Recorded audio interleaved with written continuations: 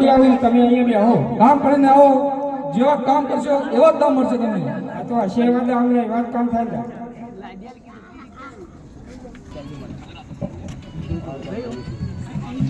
અરે બેટા અમીર, ઓ અમીર.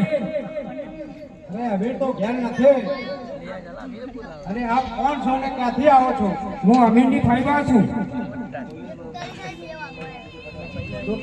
શા માટે આવેલા આપ? મારો દીકરો ઘોડે ચડે છે તે કટાના કોણની હટ લીધી છે. હો કટારના ફોમડી તો હું જીવના જોખમે સાચવું છું.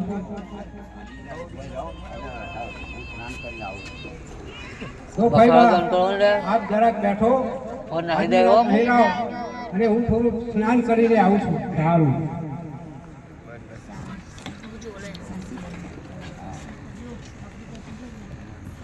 હા, મને નિશાની મળી ગઈ છે ખાનગી. જમણી જોખે લાખો અને એ પણ આસુ. આખો લે દિયો હો હા અમીરના ફોઈવા આવ્યા છે. અને જો કટાને કોમડી નહીં આપું તોય મને ઘેર અમીરા છે અને તેનો ઠપકો મળશે.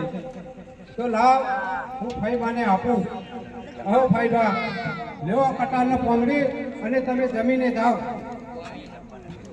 મારે જમવા નથી રમવું. મારે મોડું થાય કારણ કે મારો દીકરો ઘોડે ચડે છે. ભલેથી અને જલ્દી દેરાસર જલ્દી આવી જાય. અમારું કામ થઈ ગયું. કઈ આ કટાને પામણી લાવી દીધી. હા, લ્યો કટાને પામણી. ઓ કટાની પામણી મને વસ્તુ આવી છે તો લે તમે 10,000 રૂપિયા આપું છું. અરે શેરખાન, પણ તમને ગુપ્ત નિશાની આપું તો. ઓ માલા મેં તમારું કહેવાની વાત થાય છે કે અહીંયા તમે કટાને પામણી લાયા એના તો મેં તમને 10,000 રૂપિયા આપ્યા, પરંતુ એના સિવાય તમે કોઈ ગુપ્ત માહિતી આપવા માંગો છો એમ નહીં? આ તો ગુપ્ત માહિતી આપો તો એ પણ તમે કઈ અલગ વસ્તુ આપીશું. એની જમણી જોગે રાખું એ પણ આખું. શું વાત કરો છો બેન માલા? એક કટાને પામણી તો આવી ગઈ, પરંતુ એની સાથે સાથે એક ગુપ્ત નિશાની પણ મળી છે કે સોનની જમણી જાંઘે લાખું છે અને એ પણ આખું છે.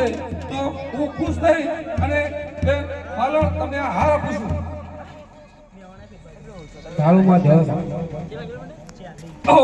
હવે કટાર અને પામણી બંને વસ્તુ મળી ગઈ છે અને એની સાથે સાથે મને હવે એક ગુપ્ત નિશાની પણ મળી છે.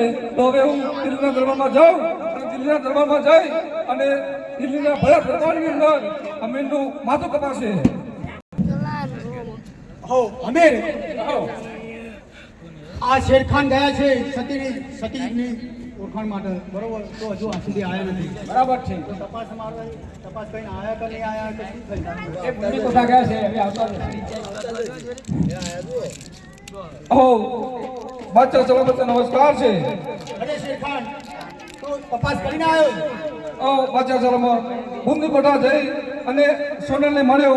એમના ત્યાં હું 3 દિવસ રોકાયો અને તેમની જે વસ્તુ મંગાવી હતી એ કટાર અને પામણી બંને વસ્તુ લઈને આવ્યો છું. જુઓ કટાર, આ તમે આપેલી એક કટાર છે ને?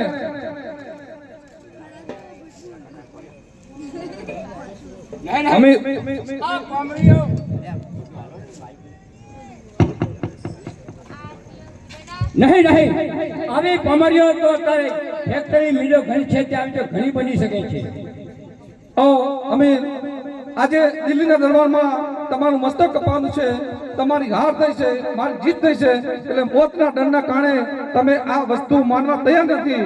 તો આ કટાર અને પામણી હું સોનાલી પાસેથી લાવ્યો છું. હું ત્યાં 3 દિવસ રોકાઈને આવ્યો છું. કટાર પણ મારી નથી. ઓ હવે કટારો તો ઘણી બને છે.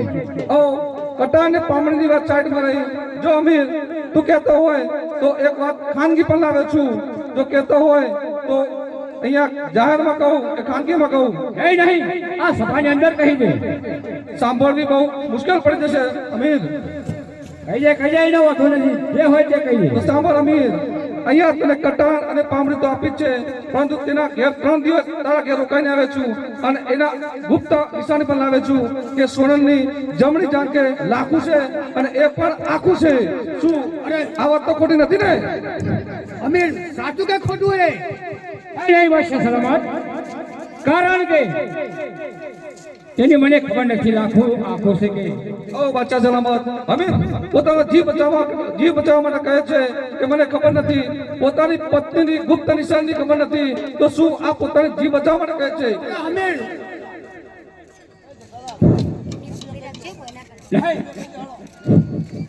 બાદશાહ સલામત બોલો અમીર. મસ્તક મારું તમારે કાપવાનું હોય તો મને 3 દિવસની રજા આપો. ઓ નહીં 3 દિવસની રજા નહીં મળે. આજે અમીરનું જાહેરની અંદર મસ્તક કપાવવાનું છે અને પાછું ના આવે તો એને જવું હોય તો બીજા કોઈ વ્યક્તિને સાક્ષીમાં મૂકી અને પછી જાય. નદીએ શિયાળીના શરણે, નદીએ શિયાળીના શરણે.